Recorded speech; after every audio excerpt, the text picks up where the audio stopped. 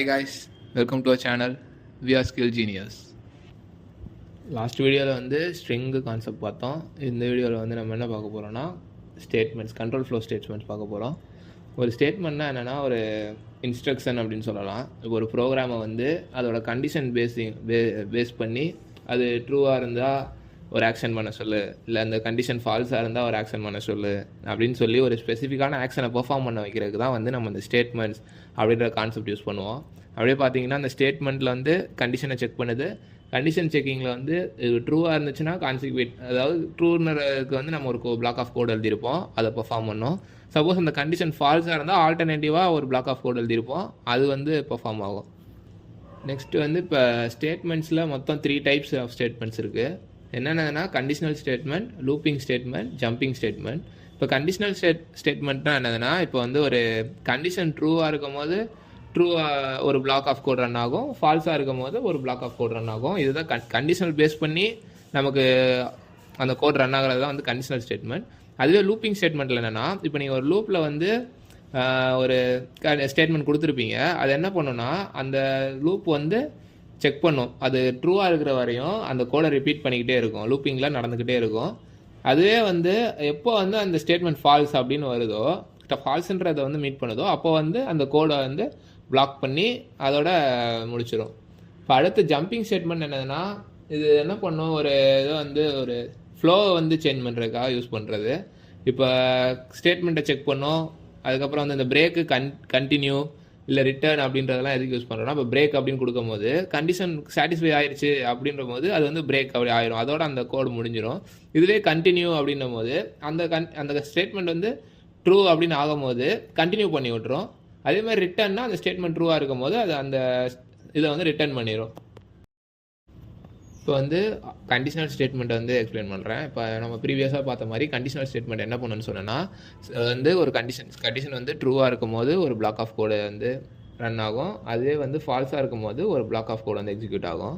இது வந்து அந்த ஸ்டேட்மெண்ட்டுக்கு ஏற்ற மாதிரி தான் அந்த டிசிஷன் வந்து மேக் பண்ண போகிறோம். இப்போ வந்து கண்டிஷன் ஸ்டேட்மெண்ட்ஸில் டைப்ஸ் என்னென்ன இருக்குது அப்படின்னு பார்த்தீங்கன்னா, இஃப் அப்படின்றது வந்து இஃப் அப்படின்னு சொல்லி ஒரு பிளாக் இருக்கும். இது வந்து சிங்கிளாக ஒரு இஃப் மட்டும் இருக்கும். அதுவே வந்து இஃப் எல்ஸ் அப்படின்னா, இஃப் அப்படின்னும் போது ட்ரூவாக இருக்க பிளாக் வந்து இருக்கும், அதுவே இது ஒரு பிளாக்கு.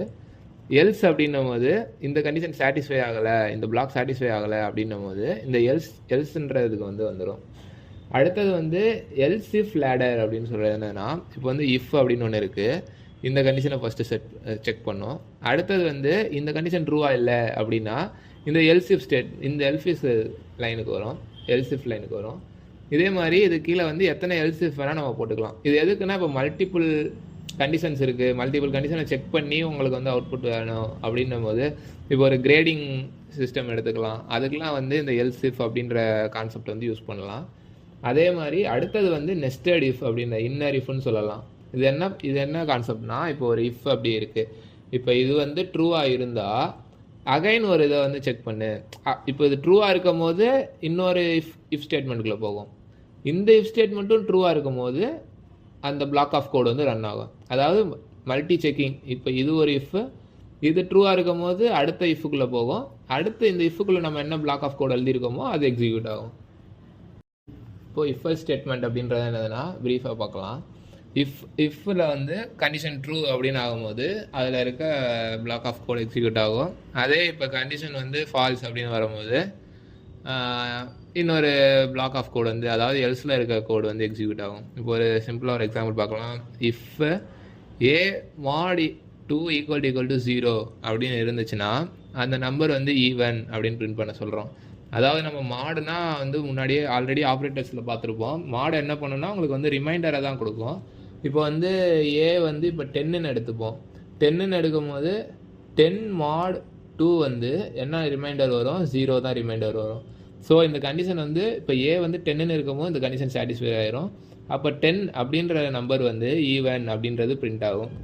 சப்போஸ் வந்து இங்கே வந்து 3 அப்படின்னு கொடுப்போம், 3 mod 2 வந்து ரிமைண்டர் வந்து 0 வராது. ஸோ இந்த கண்டிஷன் வந்து ஃபால்ஸ் ஆயிரும். அந்த மாதிரி சுச்சுவேஷனில் வந்து இந்த எல்ஸ்ன்றதுக்குள்ளே இருக்கிற பிளாக் ஆஃப் கோட் வந்து எக்ஸிக்யூட் ஆகும், அதாவது ஆட் அப்படின்னு பிரிண்ட் ஆகும்.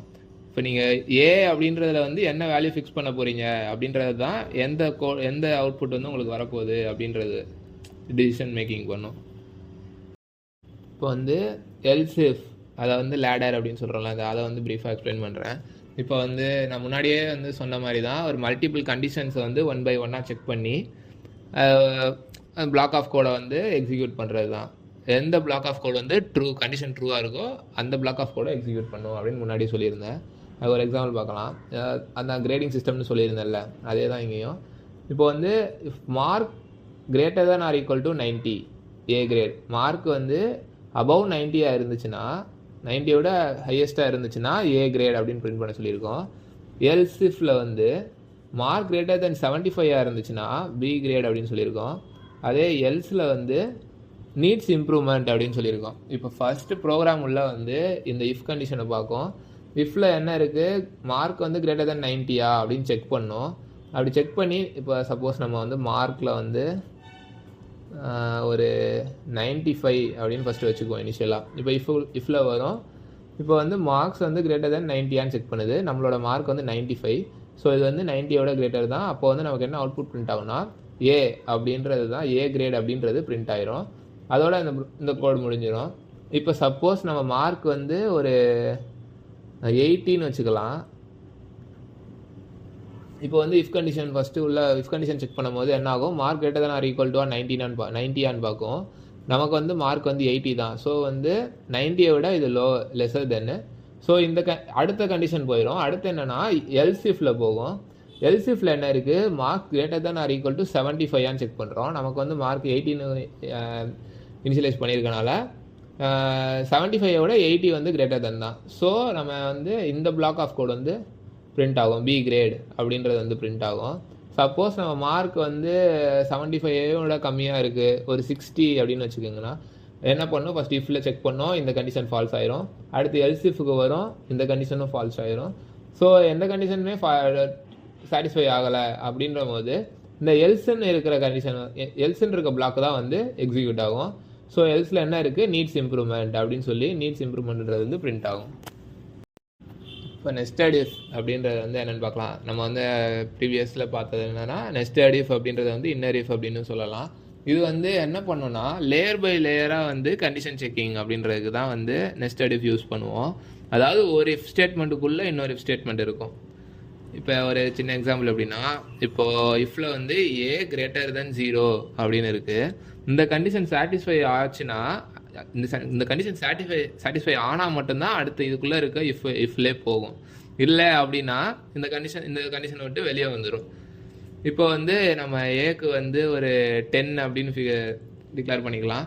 இப்போ 10னா இப்போ ஏ கிரேட்டர் தென் 0 அப்படின்னு செக் பண்ணுமா, 10 வந்து கிரேட்டர் தென் 0வா, அப்போ என்ன பண்ணோம், கண்டிஷன் சாட்டிஸ்ஃபை ஆயிடுச்சு. ஸோ இதுக்குள்ளே வந்து வந்துருச்சு.